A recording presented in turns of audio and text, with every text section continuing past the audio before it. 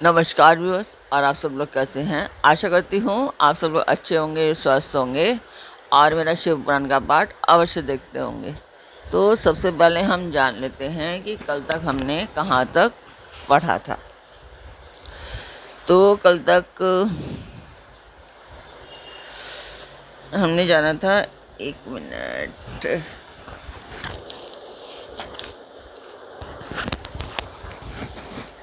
कि श्रवण से पुत्रहीन को पुत्र की, निर्धन को धन की, भायार्थी को भार्या की, प्रजार्थी को प्रजा की, रोगी को आरोग्य की और अभागे को सौभाग्य की प्राप्ति होती है। तो पीछे का थोड़ा सा जानने के लिए, क्योंकि मैं ये बीच से पढ़ रही हूँ तो आपको पिछला पार्ट देखना पड़ेगा, तो उसी के लिए पता लगेगा कि किस लिए होता है ये। तो जिस स्त्री का पुत्र और धन नष्ट हो गया हो और पति परदेश चला गया हो, उसे पति मिल जाता है। जो शोक सागर में डूब रहा हो वह इसके श्रवण से निसंदेह शोक रहित हो जाता है। यह गणेश चरित्र संबंधी ग्रंथ जिसके घर में सदा वर्तमान रहता है वह मंगल संपन्न होता है।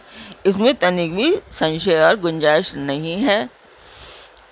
जो यात्रा के अवसर पर अथवा किसी भी पुण्य पर्व पर इसे मन लगाकर सुनता है वह गणेश जी की कृपा से संपूर्ण अभीष्ट फल प्राप्त कर लेता है। तो कल तक यहाँ तक था। अभी जो मेरे नए दर्शक हैं वो जानना चाहेंगे कि मैं ये पाठ क्यों कर रही हूँ। तो ये एक शुभ कार्य है, मंदिर के लिए है, और इसमें मैं आप सब लोगों का सहयोग चाहती हूँ कि आप सब लोग इसमें मेरा सहायता करें, मेरा सहयोग करें कि सब्सक्राइब करें, लाइक करें और शेयर करें, ताकि मेरा जो ये उद्देश्य है वो पूर्ण हो पाए।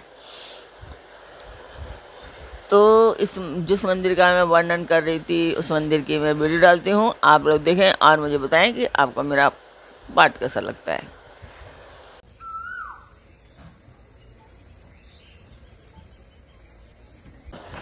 तो मंदिर की वीडियो आपने देखी, आपको मेरा पाठ कैसा लग रहा है कमेंट बॉक्स में मुझे अवश्य बताएं।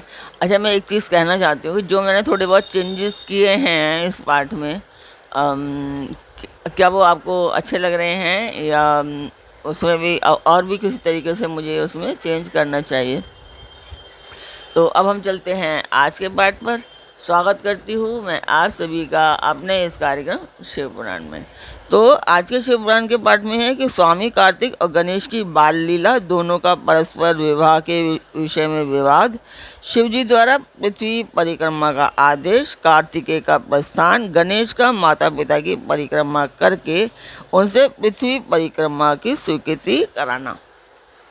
कल यहाँ तक है आज।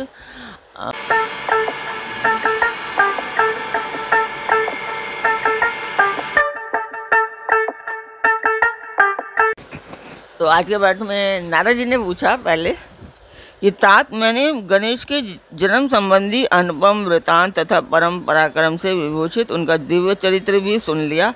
सुरेश्वर, उसके बाद कौन सी घटना घटी उसका वर्णन कीजिए, क्योंकि पिताजी शिव और पार्वती का उज्ज्वल यश महान आनंद प्रदान करने वाला है। तो इस पर ब्रह्मा जी ने कहा कि मुनि श्रेष्ठ, तुम तो बड़े कारुणिक हो, तुमने बड़ी उत्तम बात पूछी है। ऋषि सत्तम, अच्छा अब मैं उसका वर्णन करता हूँ, तुम ध्यान लगा करके सुनो। विप्रेंद्र, शिव और पार्वती अपने दोनों पुत्रों की बाल लीला देख देखकर महान प्रेम में मगन रहने लगे।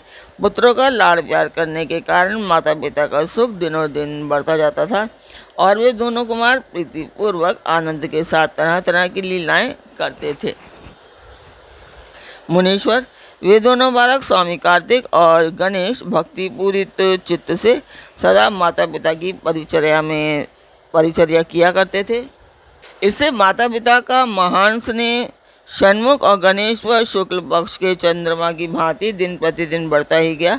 एक समय शिव और शिवा दोनों प्रेम पूर्वक एकांत में बैठकर यूँ विचार करने लगे कि हमारे ये दोनों पुत्र विवाह के योग्य हो गए, अब इन दोनों का शुभ विवाह कैसे संपन्न हो। हमें तो जैसे षडानन प्यारा है वैसे ही गणेश भी प्यारा है। ऐसी चिंता में पड़कर वे दोनों लीलावश आनंद मगन हो गए। मुने, माता पिता के विचार को जानकर उन दोनों पुत्रों में मन में ही भी विवाह की इच्छा जाग उठी। वे दोनों पहले मैं विवाह करूंगा यों बारंबार कहते हुए परस्पर विवाद करने लगे। तब जगत के अधीश्वर वे दोनों दंपति पुत्रों की बात सुनकर लौकिक आचार का आश्रय ले परम विस्मय को प्राप्त हुए। कुछ समय बाद उन्होंने अपने दोनों पुत्रों को बुलाया और उनसे इस प्रकार पूछा। कहने लगे, तो शिव पार्वती दोनों बोले, सुपुत्रों, हम दोनों लोगों ने पहले से ही एक नियम बना रखा है कि जो तुम दोनों के लिए सुखदायक होगा। अब हम यथार्थ रूप से उसका वर्णन करते हैं, तुम लोग प्रेम पूर्वक सुनो। प्यारे बच्चों, हमें तो तुम दोनों पुत्र ही एक समान प्यारे हो। किसी पर विशेष प्रेम हो ऐसी बात नहीं है। अतः हमने तुम लोगों के विवाह के विषय में एक ऐसी शर्त बनाई है जो दोनों के लिए कल्याणकारी है। वह शर्त यह है कि जो सारी पृथ्वी की परिक्रमा करके पहले लौट आएगा उसी का शुभ विवाह पहले किया जाएगा। तो ब्रह्मा जी कहते हैं कि मुने, माता पिता की यह बात सुनकर सर्जन माँ महाबली कार्तिकेय तुरंत ही अपने स्थान से पृथ्वी की परिक्रमा करने के लिए चल दिए, परंतु अगाध बुद्धि संपन्न गणेश वहीं खड़े रह गए। वे अपनी उत्तम बुद्धि का आश्रय ले बारंबार मन में विचार करने लगे कि अब मैं क्या करूं, कहाँ जाऊं। परिक्रमा तो मुझसे नहीं हो सकेगी क्योंकि कोस भर चलने के बाद आगे मुझसे चला नहीं जाएगा। फिर सारी पृथ्वी की परिक्रमा में कैसे सुख प्राप्त कर पाऊंगा। ऐसा विचार कर गणेश ने जो कुछ किया उसे सुनो। उन्होंने अपने घर लौटकर विधि पूर्वक स्नान किया और माता पिता से इस प्रकार कहा। गणेश जी बोले, पिताजी एवं माताजी, मैंने आप लोगों की पूजा करने के लिए यहाँ 2 आसन स्थापित किए हैं। आप दोनों इस पर विराजिए और मेरा मनोरथ पूर्ण कीजिए। ब्रह्मा जी कहते हैं कि मुने, गणेश की बात सुनकर पार्वती और परमेश्वर उनकी पूजा ग्रहण करने के लिए आसन पर विराजमान हो गए। तब गणेश ने उनकी विधि पूर्वक पूजा की और बारंबार प्रणाम करते हुए उनकी 7 बार प्रदक्षिणा की। बेटा नारद, गणेश तो बुद्धि सागर थे ही, वे हाथ जोड़कर प्रेम मगन माता पिता की बहुत प्रकार से स्तुति करने लगे।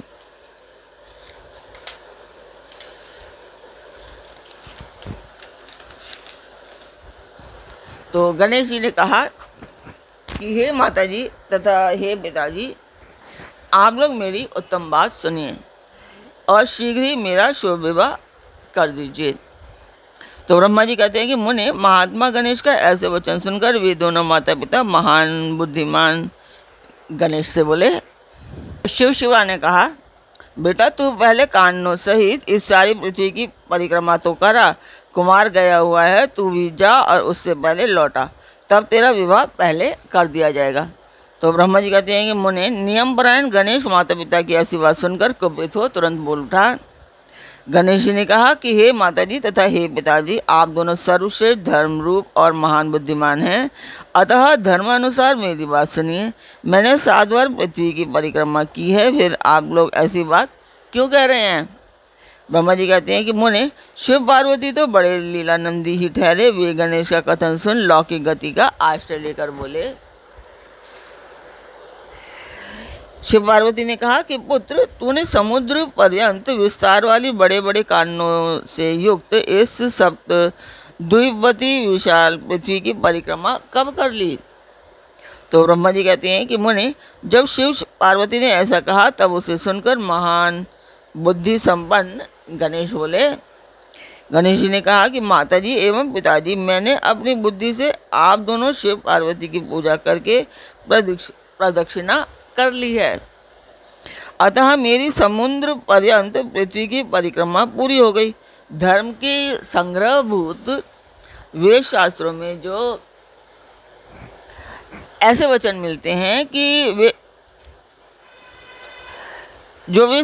सत्य हैं अथवा असत्य, वे वचन हैं कि जो पुत्र माता पिता की पूजा करके उनकी प्रदक्षिणा करता है उसे पृथ्वी परिक्रमा जनित फल सुलभ प्राप्त हो जाता है। जो माता पिता को घर पर छोड़कर तीर्थ यात्रा के लिए जाता है वह माता पिता की हत्या से मिलने वाला पाप का भागी होता है। तो आज का पाठ मैं यहीं पूर्ण करती हूँ। कल फिर मिलेंगे एक नए पाठ में। आशा करती हूँ आपको मेरा पाठ अवश्य अच्छा लगता होगा और आप ज़्यादा से ज़्यादा देखना चाहेंगे और अपने परिवार और मित्रगणों को भी कहेंगे कि वो लोग भी शिव पुराण का पाठ अवश्य देखें, मेरा पाठ अवश्य देखें। तो कल फिर मिलते हैं एक नए पाठ में, एक नए उमंग, एक नई तरंग के साथ। तब तक के लिए आज्ञा दीजिए। ओम नमः शिवाय। जय माता की।